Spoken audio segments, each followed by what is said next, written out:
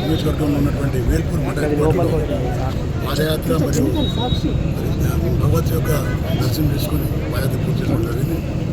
ప్రజాస్పందన చాలా బాగుంది. ఇవాళ చూస్తున్నారు ప్రజలు మరి ఇప్పుడున్నటువంటి ఎంపీ కానీ మరి ఏది బీఆర్ఎస్ కాంగ్రెస్ పార్టీ అభ్యర్థి జీవన్ రెడ్డి కానీ గతంలో ఎమ్మెల్సీగా ఉన్న ఎంపీ ఈ ప్రాంత ఎంపీగా ఏ ఒక్కరోజు కూడా గ్రామంలో తిరగలేదు, వారి నిధులు కూడా ఇవ్వలేదు. ప్రజలు చాలా వారి ఇద్దరి మీద అసంతృప్తిగా ఉన్నారు.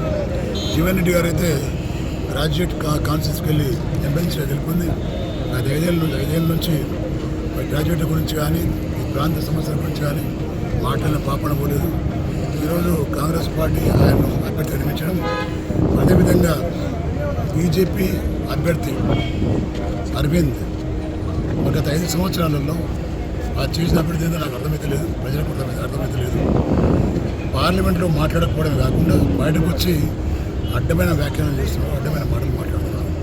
ప్రజలు గెలిపించింది అడ్డమైన మాటలు వినడానికి కాదు, ప్రజలు గెలిపించింది ప్రాంతం డెవలప్ చేయమని, సెంట్రల్ గవర్నమెంట్ నుంచి ఏదైనా నిధులు తేవాలని కోరుకున్నారు తప్ప ఇలా పెద్ద మనుషులను పట్టుకొని తిట్టడమో పూర్తి మాటలు మాట్లాడమో ఎవరికి ఇష్టం లేదు.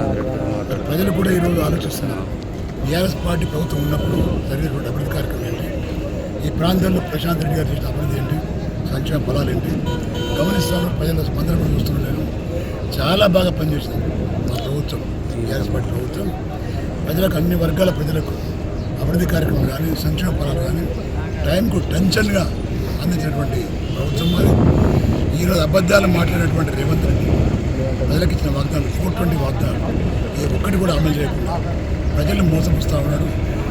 గత 3 నెలలు అవుతుంది, 112 రోజులు అవుతుంది. ఈ రోజుకు 112 రోజులలో ఆయన చేసింది ఏంటంటే కక్ష సాధింపు ధోరణి, ప్రజా వ్యతిరేక కార్యక్రమాలు తప్ప వేరే పని చేయడం లేదు. తప్పకుండా ఈ ప్రాంతంలో గతంలో ఎమ్మెల్యేగా పనిచేసిన నా పనితీరు గురించి కూడా ఈ ప్రజలకు తెలుసు.